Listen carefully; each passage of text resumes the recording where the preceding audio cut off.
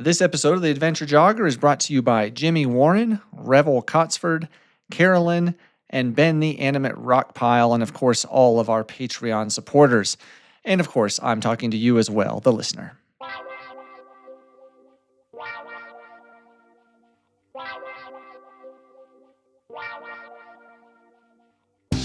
The Adventure Jogger, a podcast about trail and ultra running. Meet fascinating runners from the front, middle, and back of the pack, sharing inspiring and funny stories about life and running. Running should be fun, and so should running podcasts. I'm your host, Stephen Kornhaus, and this is the Adventure Jogger.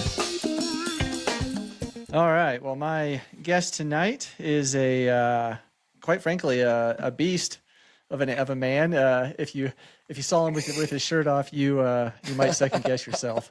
No, but seriously, he's done everything. He's done mountain bike racing, road running, racing, weightlifting, I think some CrossFit. I know you've done high rocks, or you're into high rocks now, trail running, just about anything out there in the fitness world. Soccer back in the day. I was a soccer player. Soccer. He's done it. So, ladies and gentlemen, welcome Mike Thomson to the Adventure Jogger. What's up, Mike? What up? How we doing? Doing good, man. We had a little technical difficulties Holy earlier, cow. so we were both Me a little not so frustrated. good at computers. Yeah. And this is being my first episode as host, of course, as well. So sorry about all that, but we'll get it going now. We're good, so we'll get it figured out as we go along. Well, you get me talking about running and lifting and stuff like that, but trying to get me to do computer stuff, I get like hives and anxious and all sweaty in my armpits, and so let's just talk about running and lifting and all the good stuff, right? First off, I got to say I love the hat. Set the standard. That's awesome. Oh, thanks, man. Yeah, it means a lot to me. Somebody gifted it to me, and the funny story behind that. I saw that on Instagram, actually. Yeah. So I was actually just at a First Form, their Summer Smash. And they have, when you walk through back to the main stage and the concert, they have all kinds of clothing that you can buy. And I'm like, you know what? I'll just get it online later. And sure enough, like a month later, I went to go buy this black hat, and there was 3 hats that were available. There was a green, a blue, and a black, and the black was out of stock. And I'm like, no, I wanted the black. Oh, no. And so I told my friend this story. And he goes, dude, I've got a black one at my house. I've only wore it once. Do you want it? I'm like, no way. Heck yeah, let's go. Oh, so wow. He gave it to me like the next day. So that's awesome. It all worked out. That's awesome. You, I think you posted an Instagram reel about that, didn't you? I did. Yeah. Didn't you post an Instagram reel? Yeah, you did? Okay. Yeah, I thought I saw that. Yeah, so for those that don't know, Mike is on Instagram. We'll give him a chance to tell all that stuff later on. But real quick, I met Mike, last year during the Leadville Trail Marathon. So I ran it, Mike ran it. We were both GoProing, videoing, Mike for Instagram and me for my YouTube channel, Ultra Trail Steven. And, I think it was, I feel it was the top of Mosquito Pass, wasn't it? I think where we met. It was snowing. Yeah. It was snowing. Right. Oh, it was pouring snow. It was just. Oh, they had to, they wouldn't let us at the top. Remember? They had to cut it short and add more on the rest of the race because there was still 5 feet of snow. And this was June. Yeah, it was crazy. Yeah, it was insane. So I get up to the top and I see Mike recording with his GoPro, and he saw me and he was like, Steven, I'm like, I know you too. Are you Mike? He's like, yeah. It was a small world, so it's cool. But we hooked up later on. The backstory on that was I was actually looking up videos of the Leadville Marathon because I wanted to do some intel. I wanted to do some visualization. I wanted to see the course. And here you are with all these trail running videos, and there must have been something on Leadville. And so I go down the rabbit hole of watching all your videos. And so you're like a pseudo celebrity to me, because I've seen you many times. I feel like I know you kind of thing. And I'm like, oh my God, there he is. Oh, that's too funny. Yeah, that was my I guess Leadville series I did before the race. That's so cool though. It's small world. But let's back up. Let's go way back in the Wayback Machine here, and let's hear your story, Mike. I guess tell me first. all those disciplines you've did, I mentioned in the intro, like what came first? Like what was your first foray into the world of something athletic? Yeah. So I mean, probably go back to like high school and college. I played basketball and soccer in high school. Then I went and played soccer in college. I ended up playing soccer at Michigan State, and Oh, so wow. running kind of came easy for me. I went away. I played D2 for a couple of years, and then I walked on to the Michigan State team. And I remember uh, we had to run 2 miles, and being soccer fit, I was able to run a 10:50, and I beat everybody on Holy the team cow.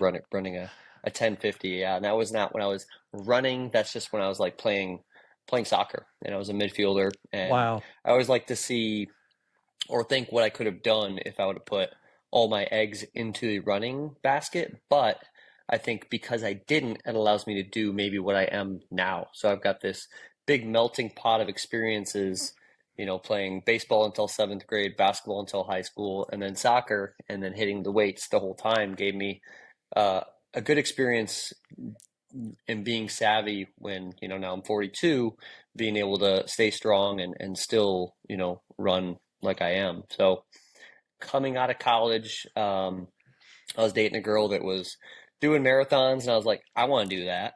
And so, of course, yeah, I've did 5Ks and half marathons and stuff like that. So went to the marathon and got plantar fasciitis and found triathlon, and that would have been Oh back no. in like 2008, 2009, Okay. 2010. I did Ironman Cozumel.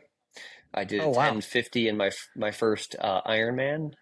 Jeez. I was trying to qualify for Kona and the whole deal, and I think I went like 21 miles an hour on the bike and 105 on the swim, and then just blew up on the run because I am a vicious sweater. And being at Oh yeah. Cozumel Same here. in November, I just Oh, I couldn't run. I was hoping to go sub 3 hours in the marathon, and that was actually quite comical to think about that now. But what was your time? after Do you that, remember do you remember the time? 10:50. Yeah, No, for the 10:50 for the overall marathon time. portion. Oh no. I think I was a 5:22 bike, a 105 swim, and then whatever the rest is to get 10:50. Pretty quick So transitions. in the full Ironman, like I'm a trail and ultra run. I don't know a lot about Ironman. I know a little bit, and some of the viewers out there or listeners might not. What is the distance of the Ironman distance bike ride? And it's a marathon distance for the run, right? But what's the cycling? Hmm 112 miles, Holy, and you did that in 5 hours and what? 22 minutes. Holy Yeah. cow, So that's insane, man. I think I averaged, yeah, like 21 miles an hour. I mean, What's really I've crazy is Keegan Swanson going like 5:40 something at Leadville, yes, at I just saw 10,000 that. feet. That was That is just insane. remarkable. That is Right. absolutely remarkable. And Yeah, so I because I did don't even that know. last year. Right. S- We'll get to that. But Yep. what's um first of all the 522 you did in your first Ironman. How long had you been cycling leading up? Did you just like start training for this Ironman in all three disciplines, or Yeah. had you been cycling for a while? So it's interesting you ask, like, back in college, so I played 2 years at Division II school. I played club soccer for a year, and then I walked down and played at Michigan State for 2 years. But in the year in between playing on the varsity squad at Michigan State, there was a club triathlon team. And so that Ah. kind of got me into the game of cycling and kind of having a love for going further distances. And I'll never forget riding, it was a steel frame Schwinn, and it's just one of those that has the gears down on the frame, Oh wow. and it was, comical now. I mean, I swear to God, it was probably 30 pounds, and the bike that I'm riding now is probably like 14. Big difference. But I want people to understand that like any kind of bike will get you into the game, Yeah. and it doesn't have to be sexy. It doesn't have to be the fastest thing, but you have to just ride it. And it got me out, and it Yeah. got me to experience. And so, that kind of opened up my eyes to cross training. And then when I got plantar fasciitis, I was like, well, I can swim because I've got that, I've had those experiences with the tri There you team. go. and then I can bike because, well, I actually I bike commuted to class. And so, I had that previous experience, which allowed me to be a pretty, and I lived in Chicago. So then at that point, I bike commuted everywhere. I didn't even have a car. The Yeah. whole time I was living in Chicago. I live in Kansas now, but I lived in Chicago and I biked everywhere for 16 years. So, Wow. um, it adds up. That's crazy. Okay, so So then when was that first Ironman? You said what year was that? Was that 2008? 2010, 2010. 2010. Okay. 2010. Yeah. And so And was that then, your first marathon distance run? no, I think at that point I had, uh, bu- bu- bu- bu- bu- bu- I'd gone 2010. I hit my PR marathon that year, 2008. I probably ran about 4 or 5 Okay. marathons by that point. Okay. Yeah. And just I gotta Coming, ask, so what was your marathon PR? let's see. At that point, it was a 2:58 in Boston. Wow. Good grief. Yeah, And at 2:58 in Boston too. Boston at Wow. in 2008. Yeah. And so now, I mean, now it's a 2:52, Good grief. my That's so marathon fast, PR. man. Yep. That's so fast. Um, From a trail runner, but that's come, like blazing fast. yeah, I mean, but I credit it to the high velocity sprinting in soccer, you know? Yeah. Um, Well, I mean, and shoot, you so ran I a always, 10:52 mile without even like training to run really. That's incredibly fast. yep, yep. Uh, all So right. So then, all right. coming, Yeah. So continue. coming out of Ironman, I was like, I'm not crazy about this long distance. I was a soccer player. I wanted to do something a little more fast paced. So Right. I actually committed the next couple of years. I wanted to try and go pro in triathlon. And so Oh, I wow. went down to the Olympic distance in triathlon.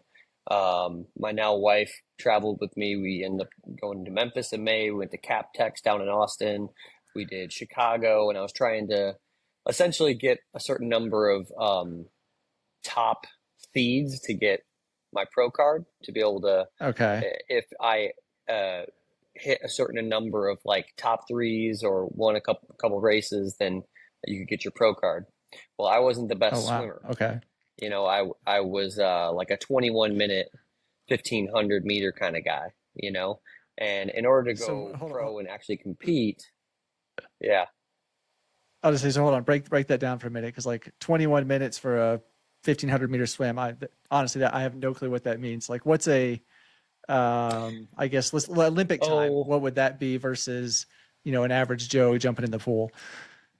well, I mean, pros will come out in like 16, 17 minutes.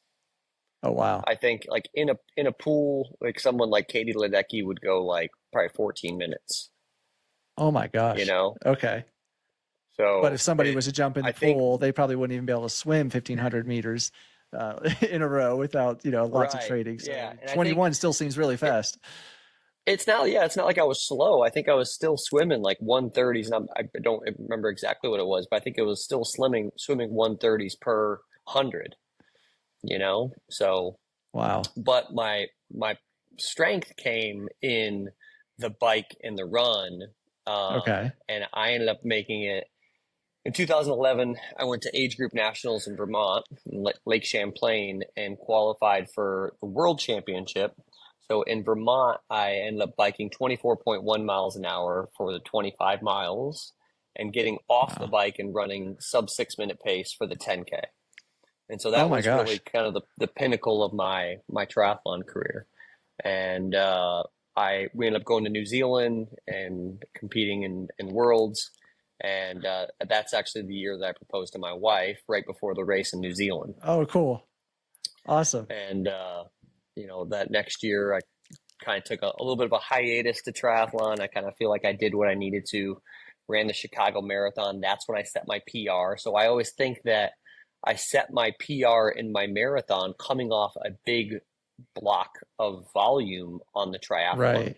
I always accredit my running success to having a lot of volume. And it's not just run volume.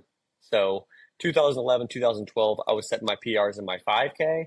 and in my half marathon. So I was going sub 17 in my 5K, and I broke Wow. 120 in my half marathon. Oh But my it gosh. was not it. I've run 70, 80 mile weeks, and haven't had the best success. But what I believe is very beneficial was getting 40 or 50 miles of running and having that run quality be much better. Okay, more like Right. race pace. And then I could bike, shoot, 8 to 10 hours on the bike, and then I was in the pool for 3 hours. So my training Wow. volume of running might have looked like this, but when I did my tri training volume, so I always think that, I got a degree in exercise science from Michigan State, and my exercise physiology brain cannot think about what it does to that left ventricle, and it actually increases what they call it, the stroke volume. So when we do a Right. lot of training, that left ventricle actually gets larger. And then when we add the interval training on it, that the pump can be more forceful and displace that blood to where it needs to be. So So all that I give a cross lot of training credit to, is actually worth it. dude, that cross training where it's at, man. It But seems it ended like up being any a running blessing in coach is disguise. always, yeah, it seems like any running coach is always, cross training, and a lot of runners have a tendency to skip the cross training day in favor of another run day or something like that. But I've learned over the last couple of years that cross training is incredibly important, because I was that guy. I was guilty. Like I'd see a 45-minute cross training on the calendar, and then I'd be like, I could go run 45 minutes. I'm gonna go do that. And it's just, no, I've learned it does help. And gosh, I mean, that's those times you're putting out, clearly evidence that it works. Well, I think one of the coolest things now is I was able to, in 2011, do all that, and I was capable of deadlifting 400 pounds that year. Oh And I my think I gosh. was probably rolling in about 152 pounds when I was competing in triathlon at that point. So Were you I actually went deadlifting into 400 pounds weighing 150? yeah, that's what I mean. Oh my Like, so gosh. Wow. my power to weight ratio was absurd. And when I'd go Yeah. to Arizona, my coach was in Colorado. My coach was in Colorado Springs, actually, at the Olympic Training Center. And they called me the goat out there because I had this soccer like leg strength, and my power to weight, 150 is actually still kind of big for a try guy, but my strength was pretty amazing. Yeah, I'd say so. My gosh. So who was your coach at the time back in the Springs? Justin Trolet. Justin Trullet. Okay. The name sounds Yeah, familiar, but he is originally from New Zealand. He himself was a national champion in triathlon, and he's an educator for USA Triathlon. And he's okay. still living out in the Awesome. Springs. He literally just turned 50 today. Today's his birthday, so yay, Oh, wow. Justin! But he Well, happy he is birthday, just Justin. he was he was so great. He was a mentor and educator. He just understood how the swim could. I always think of him telling me that the swim strength that you get carries over to the strength in your arms when you run. So when I would go Huh. away from swimming and then add it back in, I would just say, like, man, my arms just feel like there's less, like it just takes less energy. And he would always say that Interesting. there's some sort of carryover. There is some sort of Huh. carryover. And I always thought that, like, battle ropes, I added them in before one of my 1 mile races back in 2000. It must have been like 18. And I Yeah. always thought that in that final kick, like the last 300, 200, you got to go to the arms. You got to go to the arms because there's so much lactic acid in your legs that you got to Right. pump the arms. Um, Wow. so uh, it all works together. All right. So after all of that, what came next in your journey, your progression? I'd say I dabbled in some things, different half marathons, different triathlons. Nothing during the phase, probably from 2013 through about 2020 really sticks out. Like I've raced the mile, did some triathlons, did high rocks recently. Probably in the last couple of years, I've done high rocks. I'm doing high rocks again this year.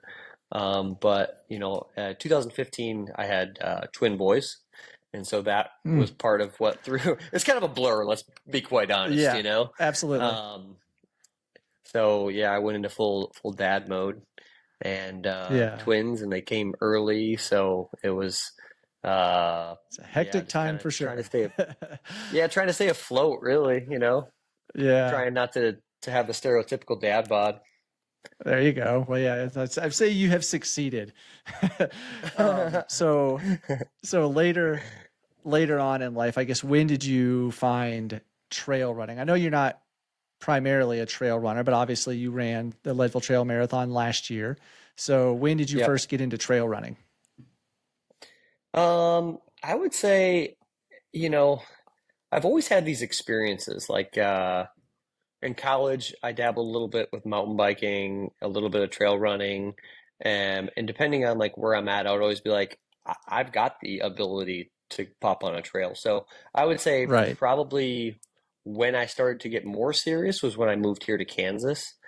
And so probably 2020, I started popping on the trails, and I saw that Lifetime had owned Leadville, and so I was like, I want to do that.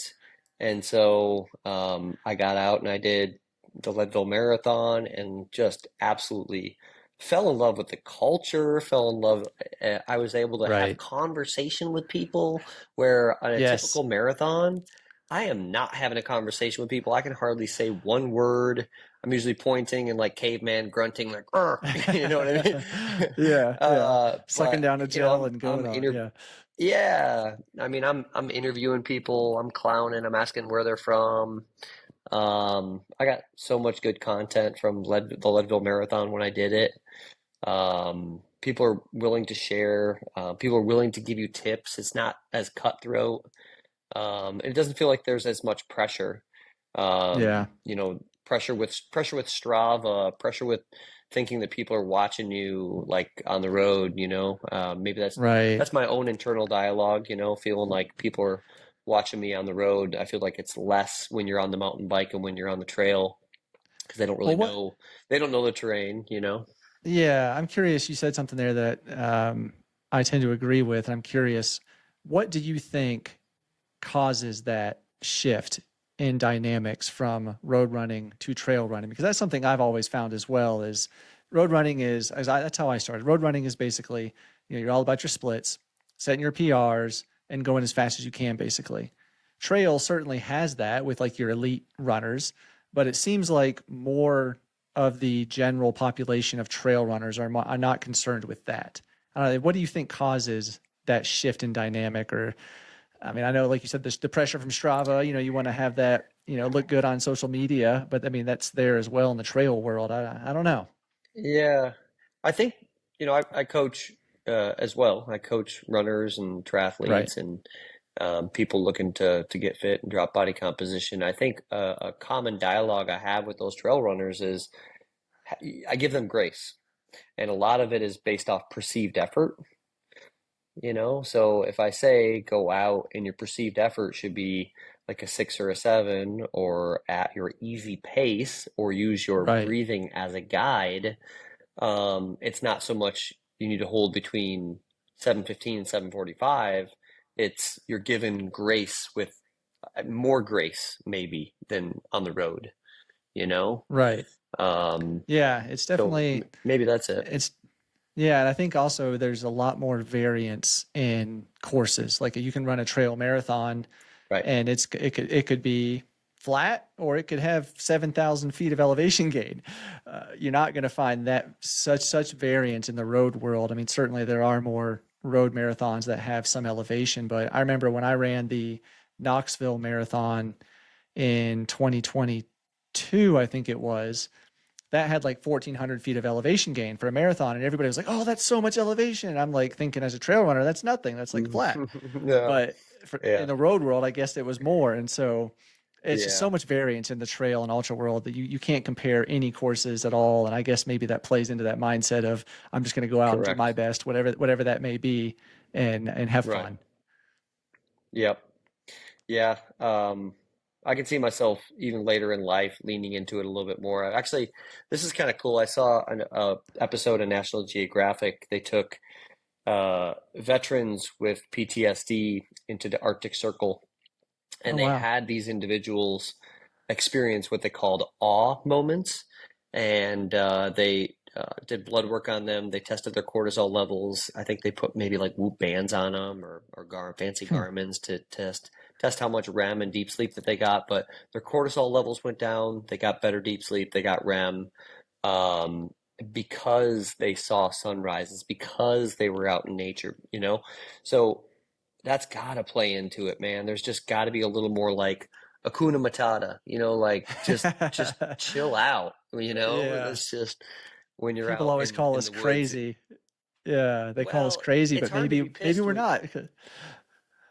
I don't know, it's just hard to be pissed when you're in the woods, you know? Like what are you Right. gonna be Yeah. angry about? You're like living the best life. You know, you're whether in the Yeah. mountains or you're amongst the birds and the trees, and so I Yeah. think that is an awe moment, you know. And I have Absolutely. athletes that, you know, even when they're living in the city, whether it be Chicago or New York or Seattle, I don't care where they're running. I want them to try to identify one awe moment on their run. And that might be a flower, that might be seeing somebody getting helped across the street. So awe moments look different in every environment. Yeah. Obviously on the trail and in the woods, you know, it's kind of obvious. You get the beautiful scenery, but you kind of have to look for those beautiful things, you know, even Yeah. if you're in the city. Right. It's a little bit more difficult when you're running through a city, or I remember running on the road back when I lived in Tennessee. I was running through the country. And so I had, beautiful fields and, barns, which was also an awe moment, as you said. But Yeah, here, yeah, in the mountains, it's a little easier to find an awe moment running out at 10,000 feet versus versus running through a city in jealous. downtown. Definitely. So, Yeah, so jealous of the um, scenery. yeah. So was the Leadville Trail Marathon, was that your first trail race, or had you done other trail races before? I've done other trail races, yeah. So like Okay. out in the suburbs, there was suburbs of Chicago. There's different forest preserves that I'd run in, and done races out there. Now they don't have the elevation that there was out in Colorado, but nonetheless there was trail races. In Right. Michigan, I Yeah. grew up in Michigan, so I did some trail races in Michigan. Okay. All right. What's the marathon distance the furthest you've gone? Yeah, I supported and crewed the Leadville 100, so I went 40 Okay. in that. And I'm not going to Oh, say I've nice. done an ultra, but yeah, I did from Hey, that's Twin an ultra, Lakes man. back. That's an Yeah, ultra. I Yeah, can't. I you've don't know if I got can it, man. officially say that I've done the ultra, but You don't have to do a um, race to be you an know, ultra runner. You can go run it in training or pacing, and yeah, hey, there we like the go. ultra runner. Yep. Hey, So you did from Twin but Lakes to the yes, finish? yeah, I started about 9 o'clock with him, and yeah, we got him to finish. He Nice. that What year was same that? guy, so he did the lead man challenge. That was last year. Oh, wow. Um, so he was my athlete, and he was doing the lead man challenge, and so he finished all of them last year. And just this last Wow. weekend, I'm not coaching him this year, but he ended up getting in a bike accident, like bent his back rim. He's okay, his body's Oh, okay. no. But what that means, he didn't finish the Leadville 100-mile bike. That means he can't compete in the 100 run. Oh, no. Doesn't that stink? Oh, man. Yeah. Just because is So that talk because he had about registered for the lead band challenge? You can't do each one correct. independently? Oh, I guess man. not. Yeah. Yeah. Oh, that's horrible. Talk about Gosh. But a stick in your spoke, huh? right. So he completed it all last year though. So he is a lead man. Is that Yeah. right? Yep. Wow. Yep. That I ran quite a few miles with one of the guys doing the lead challenge. Actually, I ran with him at the 50-mile race, the marathon, and the 100. We kind of linked up and shared some Okay. miles together, Okay. which was really cool. But those guys are Yep. so impressive. You would talk about a cross training base. Those folks that are out there doing that 100-mile mountain bike ride in the mountains of Leadville. That is very impressive. That it is, man. That it is.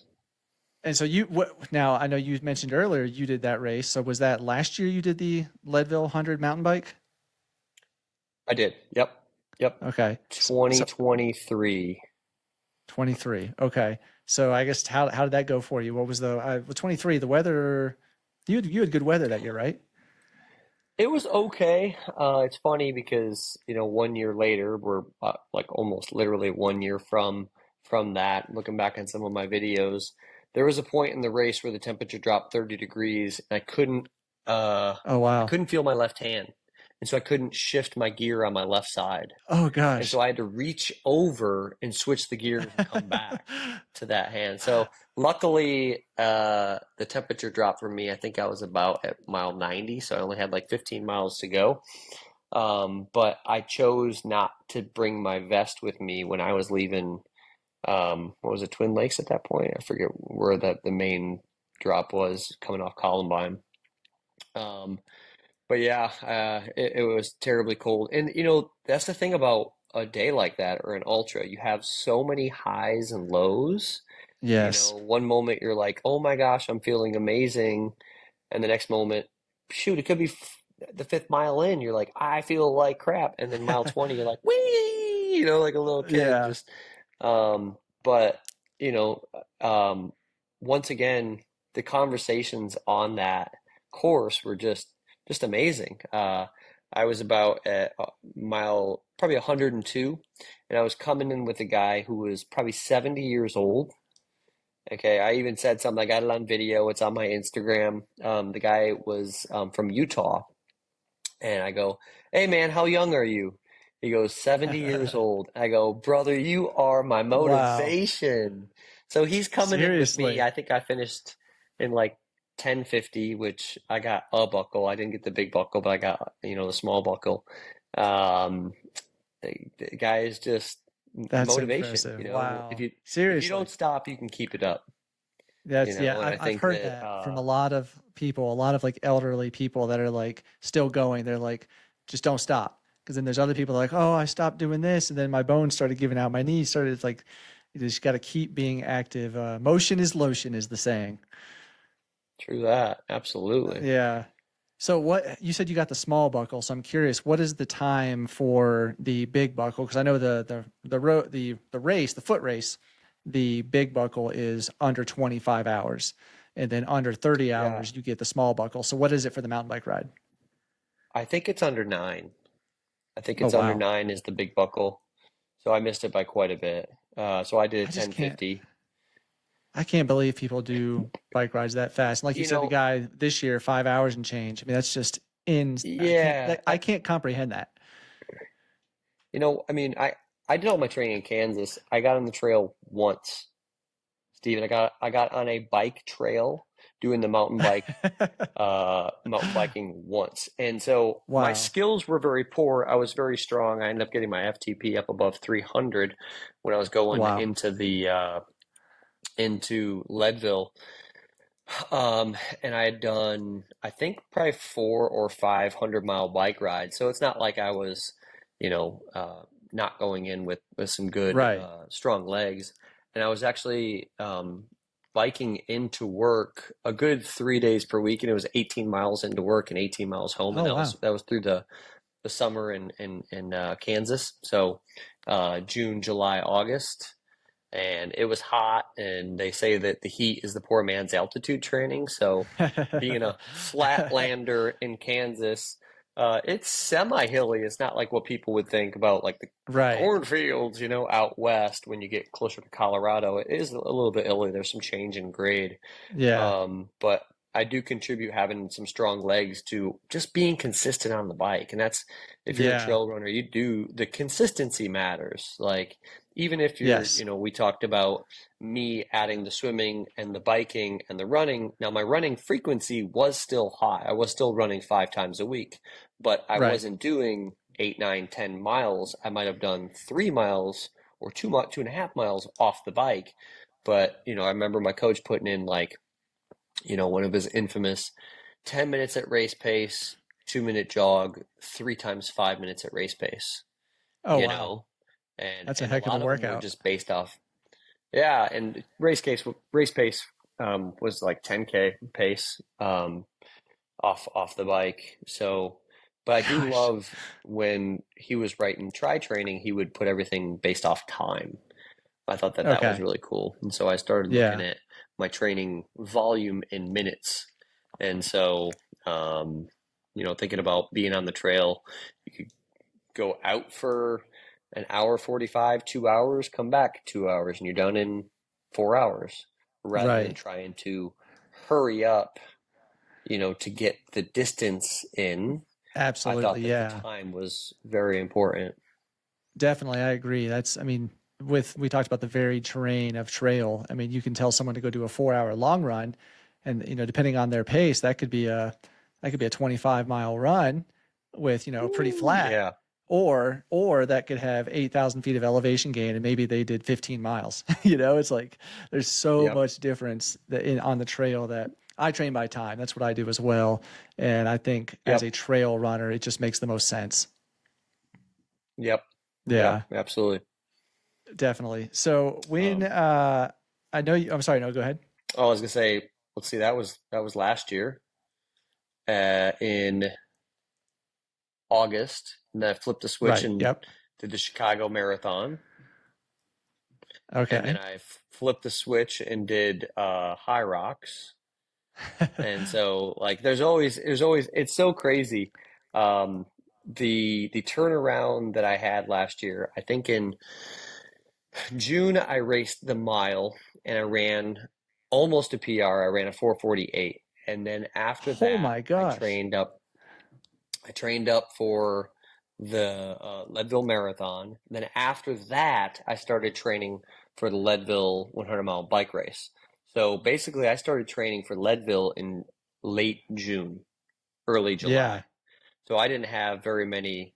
And then after that, flipped the switch and I think I ran a 2:52 marathon. So I say that because 2:53, because of the volume, the Yeah. bike volume. And I've got a lot of experience with the run now. And so if I put some of those race specific runs in, my body knows what to do. I've been in the game long enough that it knows how to Yeah. perform. So But when I did during, high rocks afterward, go ahead. well, I was gonna say during that training block, what was Hmm. your volume in time? Like how much time were you spending each week training? Whatever discipline that may be, total time. Yeah, if I were to guess, it's probably about 15 hours a week Wow. Yeah, because it's I a would high get some volume. 5, 6 hour rides. Um, Okay. and then the bike commute, if I was taking it easy, it was about 70 minutes in. Okay. It could be about 65 on the way in with no traffic, and I could probably get home in about 70 to 75. So that's a good chunk right there. It really Yeah. is. And Yeah. that So consistency too. Goodness. it's about 5 to 6 hours of commuting there. Wow. Okay, so you were saying that about high rocks. Oh, so yeah, then I always got my butt whooped in high rocks because I'd be super run fit, but I wouldn't have the strength in my legs. And if you know anything about high rocks, there are 8 physical feats, and some of those feats are, like a skier, a rower, farmer's walk, burpee broad jump, 100 wall balls. But then there's the sled, and the sled Yeah. is, you push this really heavy sled, 4 lengths, and I think it's 4 times 25 meters, and then you have to Oh pull it wow. or walk it backwards, and you have to have strong legs because if Yeah. I always thought that in the world of triathlon, it's important to practice the bike then the run, and in the world of high rocks they call them compromised workouts. So if you Okay. don't have the legs to be able to push a sled, and then you look like a little baby giraffe that just got born trying to walk after the sled, you're gonna have a very Yeah. bad day. Oh So, and then man. there's like sandbag walking lunges in there. Right. And now isn't there So there's also a like a lot of kilometer strength run in feats. between each one of those?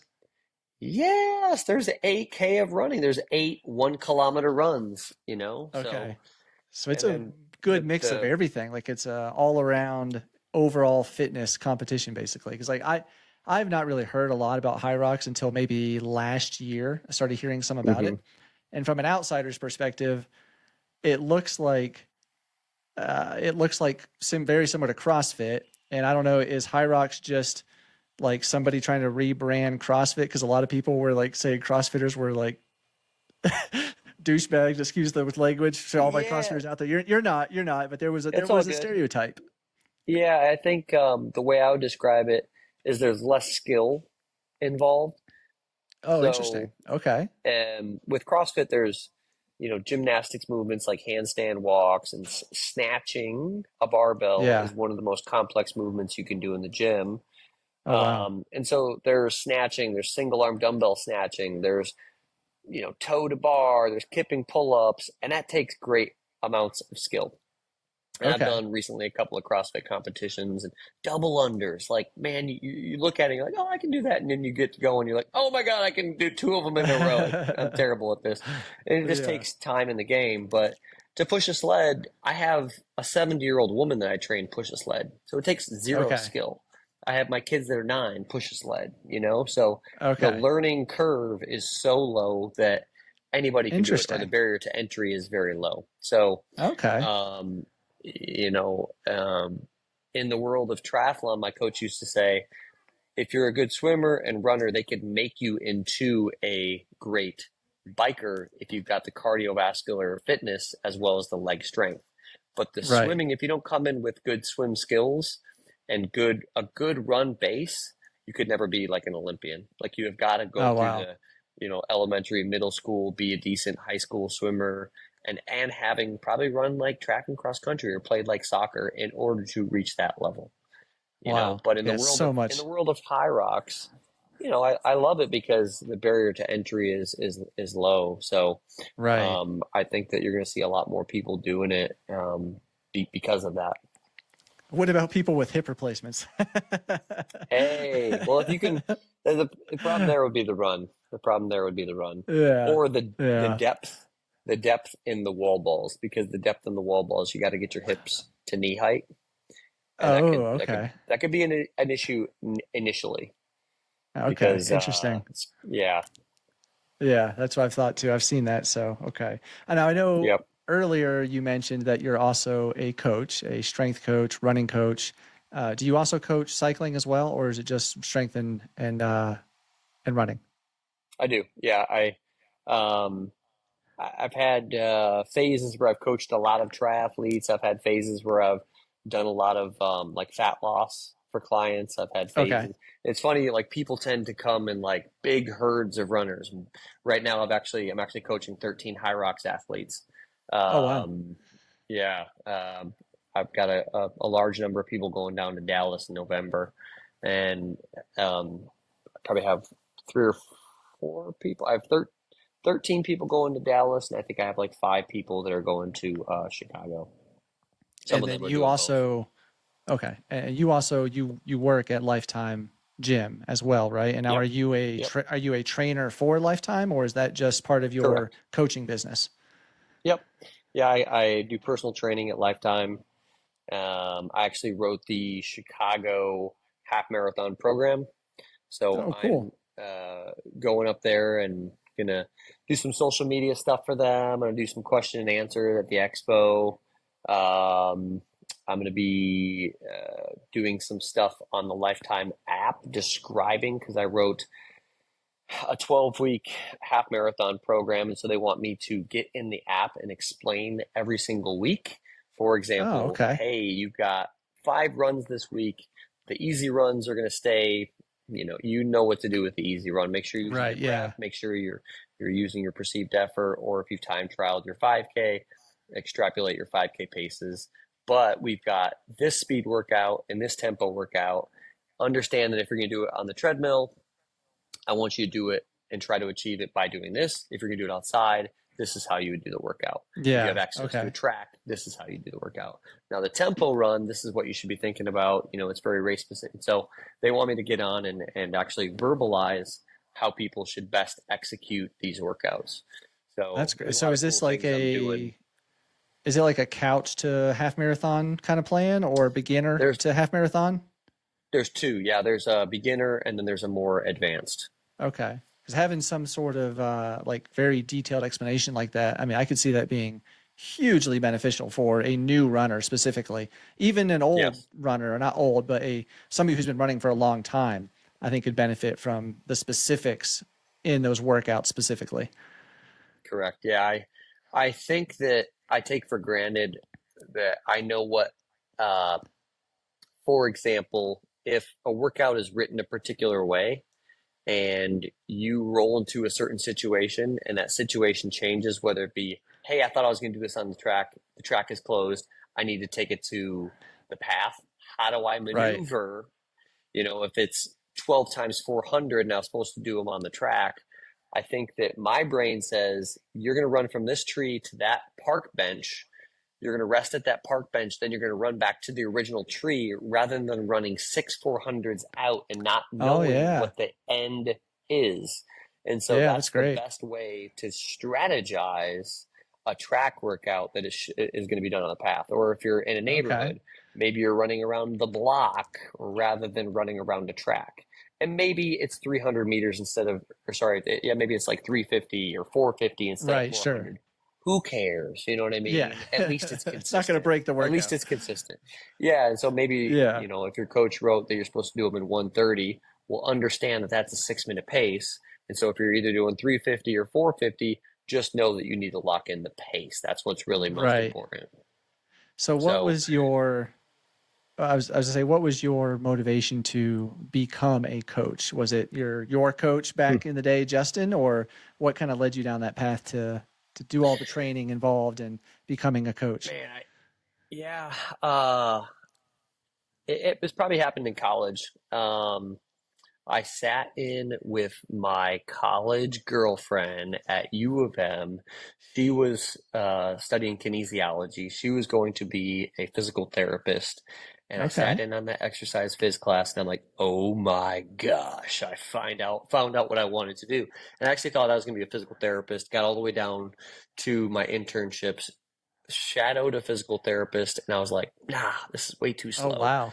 And yeah, and then I shadowed a guy that was managing a gym called the Michigan Athletic Club, and he was doing preventative work. He was doing fat loss. He was making people stronger. And I was like, that's what I want to do right there.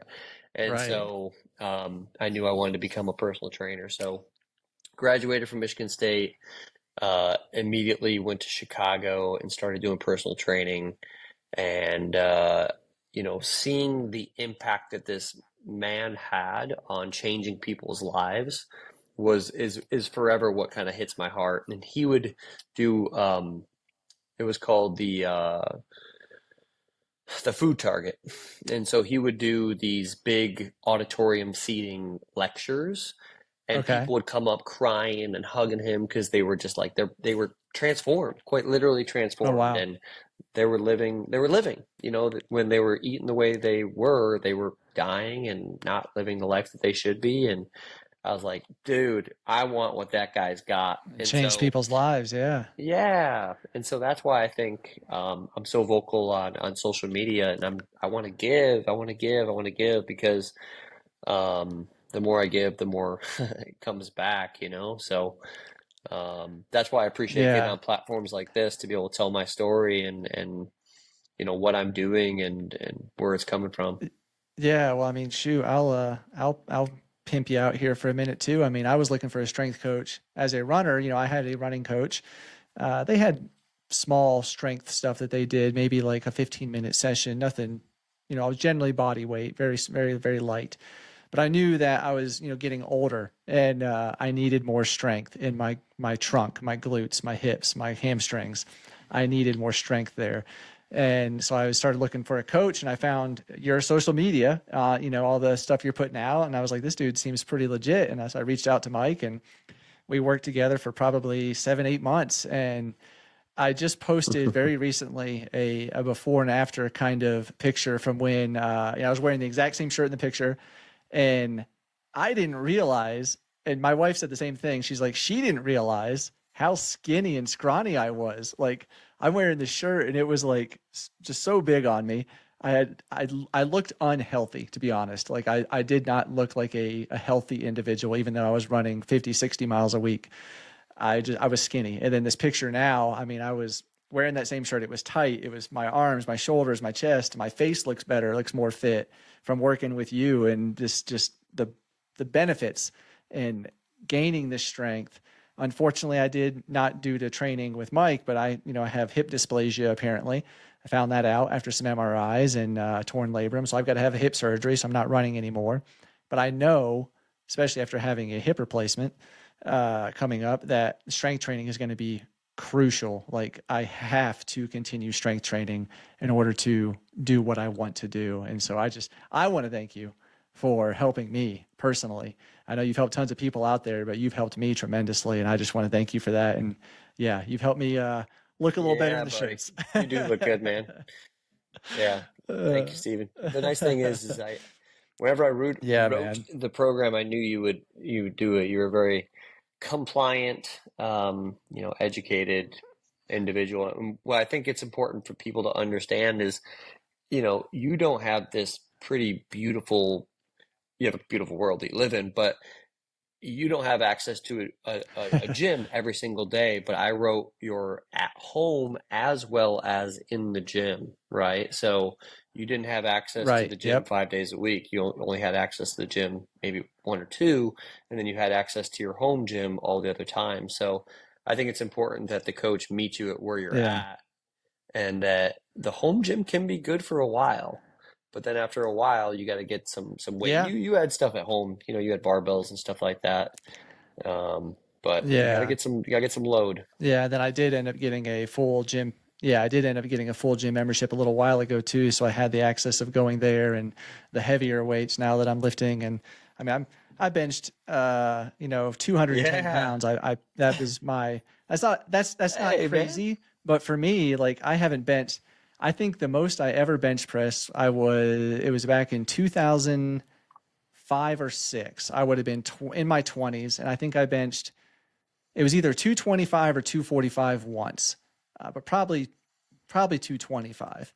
And now I'm 40 years old. I hadn't worked out in forever, and I finally got back in the gym. And when I first started with Mike, I didn't even do a bench press because I was so embarrassed. I was like, I probably couldn't even do 135 or 140. I don't even know what it was. But then now to be able to do 210, and I'm working towards getting to that 225. Well, that's awesome. Can we elaborate on that? Because I don't care if you're running, cycling, or lifting. What matters is that you're progressing. And so whether you're running a 12-minute mile or you're biking 8 miles an hour, monitor your starting points, do some sort of time trial or testing, and then retest every 6 to 8 weeks.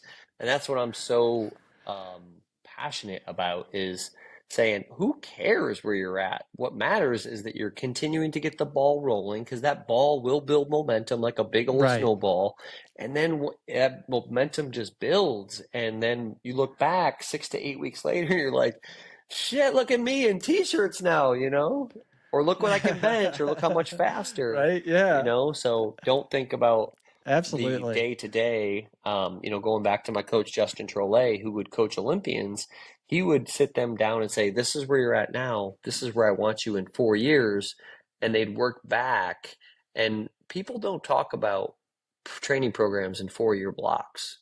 And that's what I think is so cool, that's a long time. Yeah. But think about that. The Olympics just happened.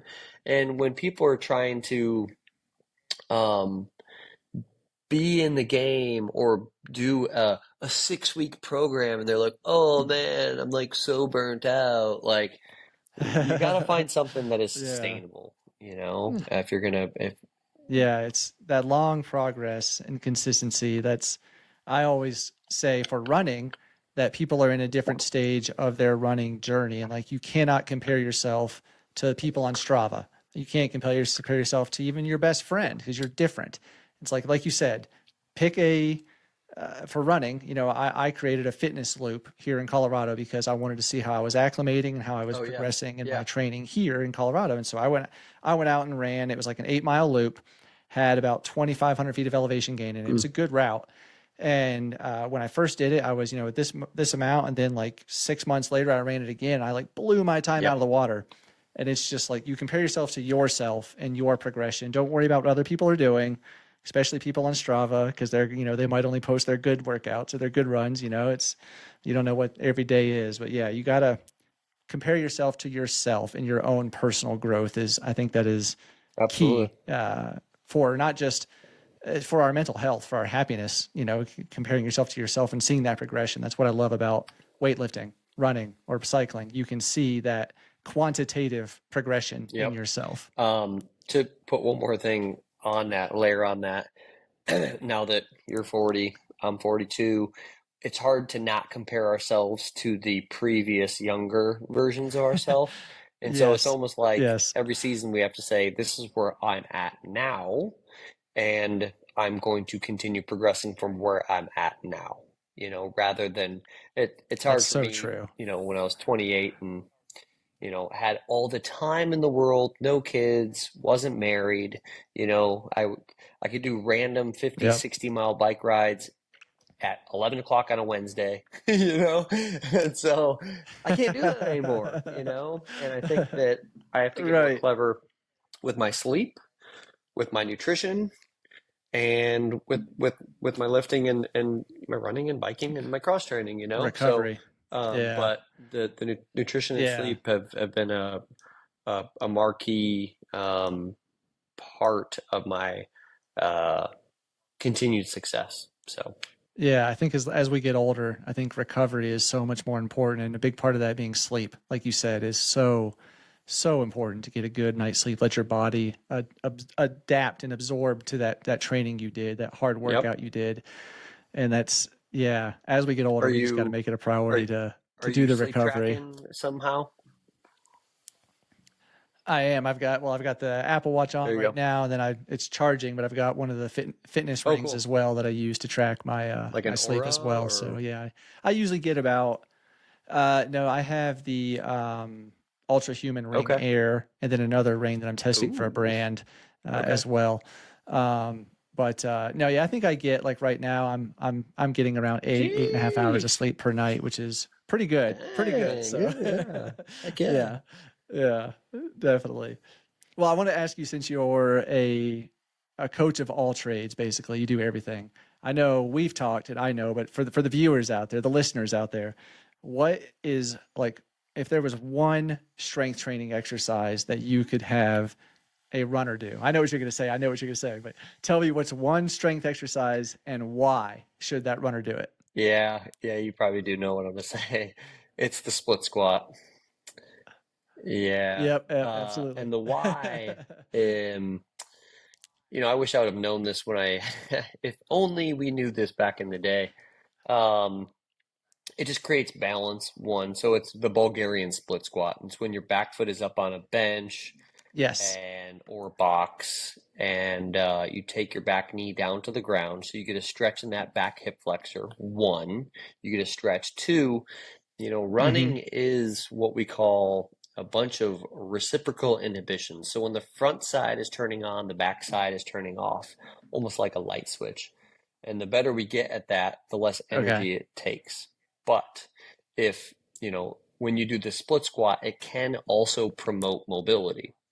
So what I like to say is, and I'm sitting on a box right now, if I were to put my back foot up on that box and take my knee to the ground, or I would have athlete A do that. Hey, new athlete, let's have you put your back foot up on the couch or chair or box and take your knee down to the ground. If they're like, "Oh my God, it hurts," then that athlete needs to be more mobile. That's also an indicator that they need Right. to just do that as a stretch.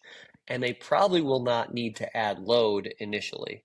But I've got athletes that I try to get all of my athletes to do the split squat or some sort of, my 76-year-old woman, I try to have her holding a dowel rod Yeah. and going up and down. Now that back foot's not up on a bench or anything like that, but she is doing some sort of split squat version.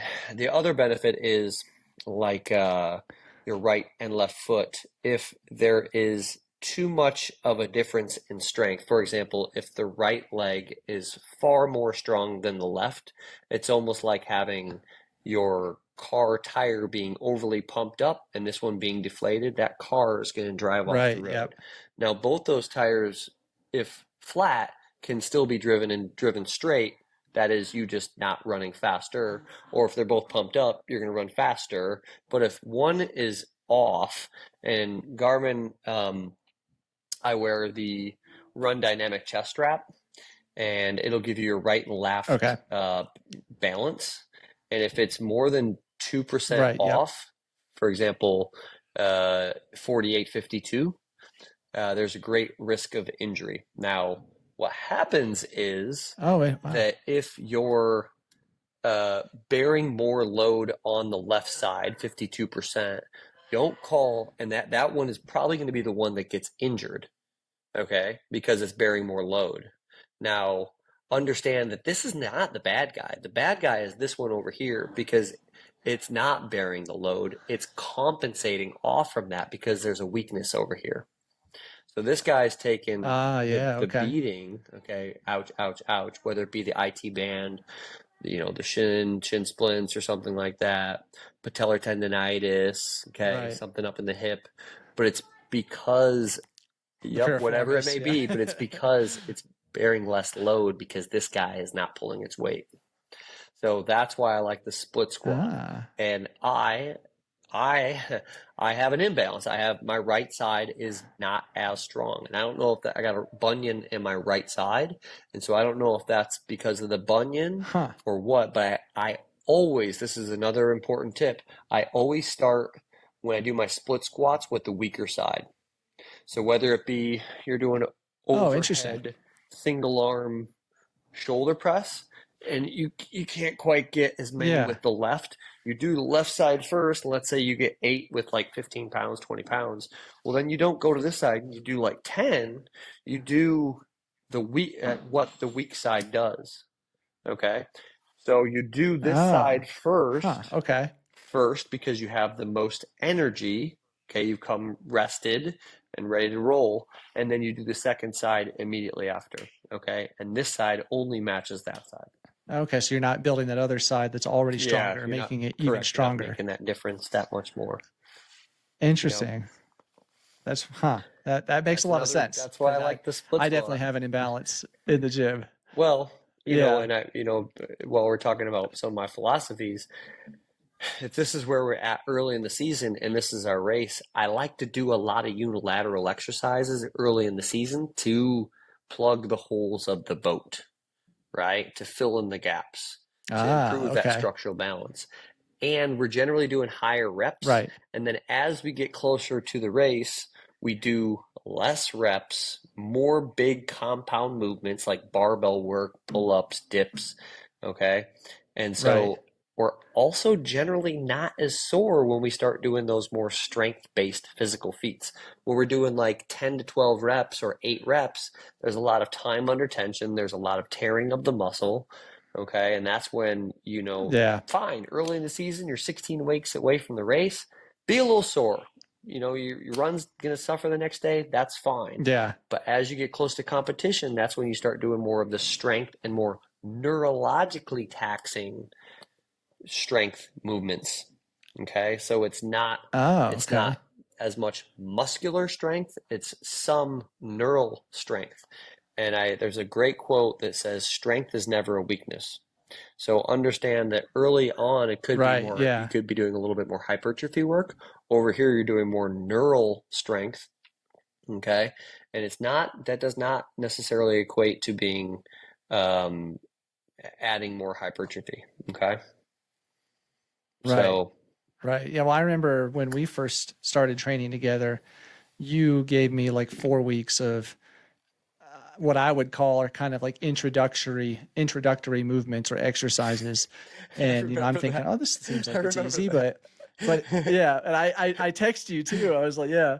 And but it was a purpose, like you said. It was to get my body back into the gym mindset and ready to lift heavier weights. And so I wouldn't hurt myself later on by trying to jump in and start bench pressing something when I wasn't ready to do that. And so it all has a purpose. That's laying that base, that foundation. If you want to take that and equate that to running, right? Easy running. The Norwegian strength coach, Olaf, not strength coach, Ingebrigtsen's exercise physiology coach, Olaf says that the body has forces when it runs. Okay, and when you're running easy, the forces are less. But when you start doing speed, tempo, or even stuff at like, Ingebrigtsen's doing like mile efforts, when you double or 2 times velocity, 2 times speed, you 3 times force. And so what happens is when you're doing easy running, there's not as much force. But when you start doing like more speed work, the impacts on the body, the feet, the knees, the ankles, it goes exponential. And so the Right. tissue has to be ready for it. And so during that base phase, tendons and ligaments can take 4 to 6 weeks to adapt and turn over. You can feel good because your muscles can adapt in 1, 2, 3 weeks, right? And you're like, man, I'm Right. feeling good. 2 weeks in, let's go, baby. And coach, that's where coach has got to be like, whoa, whoa, let's hold off because Yeah. I know you're going to start flying and I know you got all the horsepower in the world, but let's get to that 5 to 6 week mark. Let's let those tendons get a little more stiff and rigid, and then we can start spinning the wheels a little faster. So that's what I think about when building Yeah. that base. Well, that makes sense too, because a lot of times, when you're doing that base building, or as even if you're a seasoned runner and you're just in a period of like maintenance, you're doing those easier runs, and it's I totally just lost my train of thought. It's higher volume, but maybe less quality. And when you start increasing that quality, you reduce Yep. volume as well, like you said, because that load is Yep. increased. So it's just, yeah, that's all makes a lot of sense. Yeah. Well, Mike, I know we've been going here for a minute. Oh, hold on. Let me turn on another light. One of my lights just apparently died. That's interesting. And that's the show, folks. I'll take it from here. There we go. There we go. Had one light died. We got a backup There light you go. on. We're back to go, folks. All right. Real quick, I got a couple of rapid fire questions Oh I want to boy. ask you, and just first thing comes to your mind. Oh, First thing, geez. just All shout right. it out, All and we'll right. go from there. All right. So mountains or desert? Mountains. All right, mountains or desert. Okay. Morning run or Morning. evening run? Okay. Favorite post race treat? Beer. Beer. Oh, okay. Well, we got okay. So, what kind of beer? Like an Yeah, IPA? definitely. You like a You know, lager? You like a stout? What are you generally an drinking? IPA. Yeah. Yeah. Okay. That's All probably right. not the best thing. Protein shake. Yeah, definitely protein shake. Lots of protein. BCAAs. Yeah. Yeah. All right. What is your bucket list race? Do you have one out there? We've already done Oh Boston, I know. So, what's your bucket man, list? that's a great question. I mean, rapid fire. I mean, I still want to do Ironman Hawaii.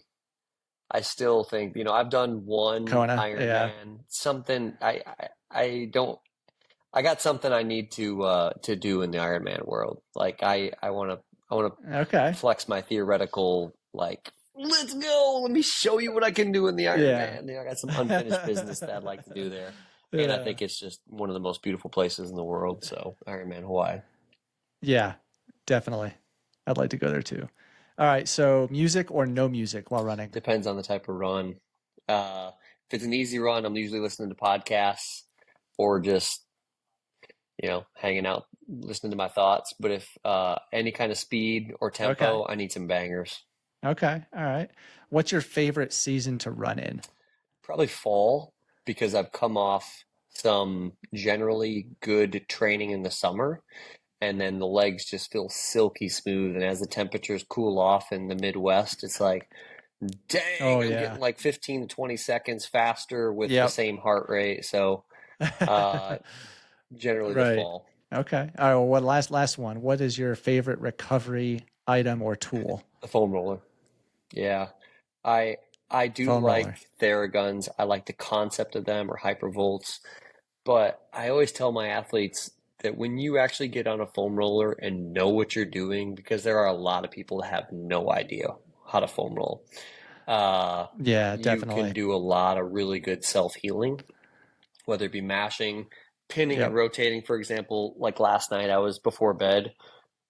I've been doing a lot more like ski erging and rowing and just bench pressing and pulling and all those little external Right. rotators in my upper back. I'll just lay that foam roller there and just move my arm.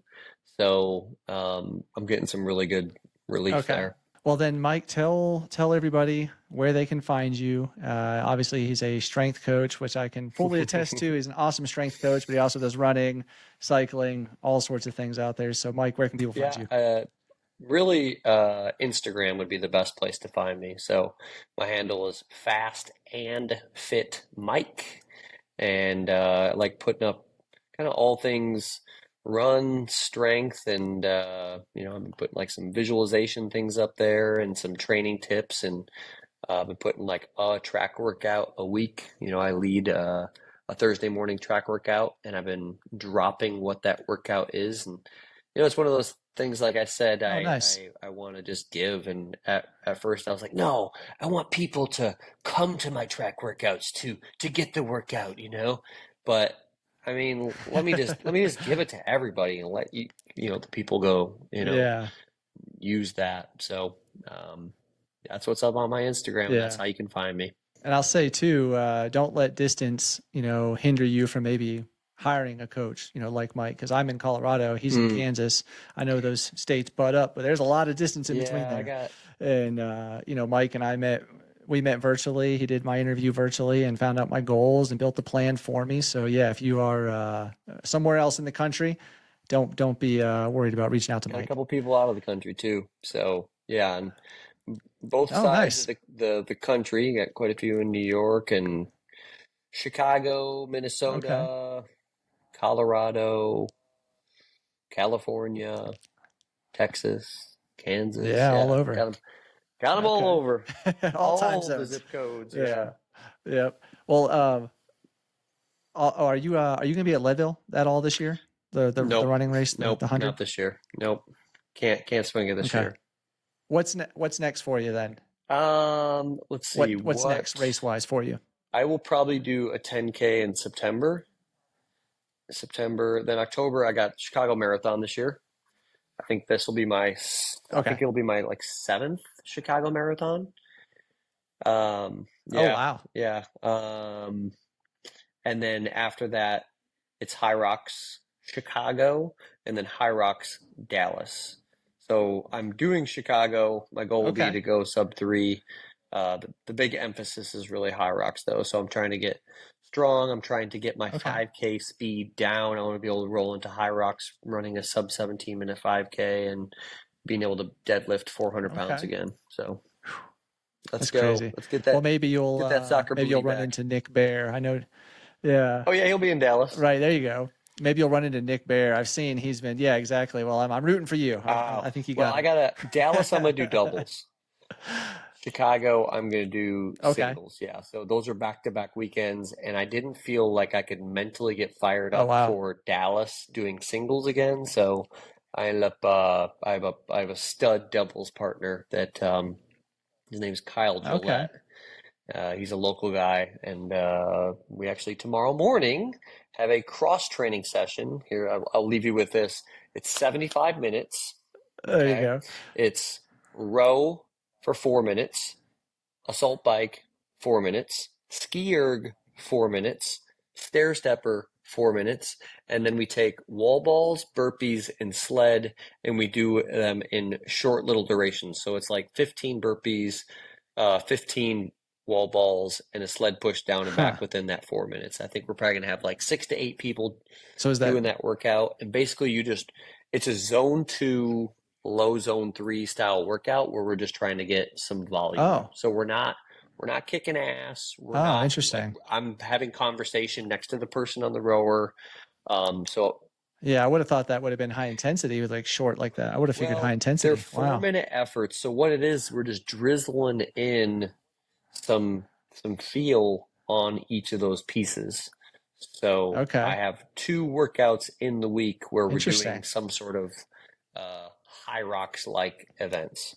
The Monday will be Okay. we're going to intermix some compromised running in that as well. So, but the Wednesday I do that workout Okay. with no running because Thursday we're on the track. So I want to save those run legs. Oh man. Okay. Well, that sounds like quite a workout. Yeah, buddy. So, well, Mike, thanks for coming on. I do appreciate you coming on, and sorry about those technical Oh, dude, difficulties we had that's earlier. We got it sorted. yep, Light died, but we rolled on. We got we yep, got it yep, going yep. on. So, best of luck to you going forward at the 10K Chicago, the High Rocks. I'll be following you on social. Everybody follow him on social. You'll get motivated seeing this guy out Thanks, crushing brother. things. So, thank you, Mike. I appreciate it, and I'll maybe see you down on one of the trail races somewhere. Maybe at Let's Leadville one go. year. Thanks, Steven. All right, Mike. Have a good one, man.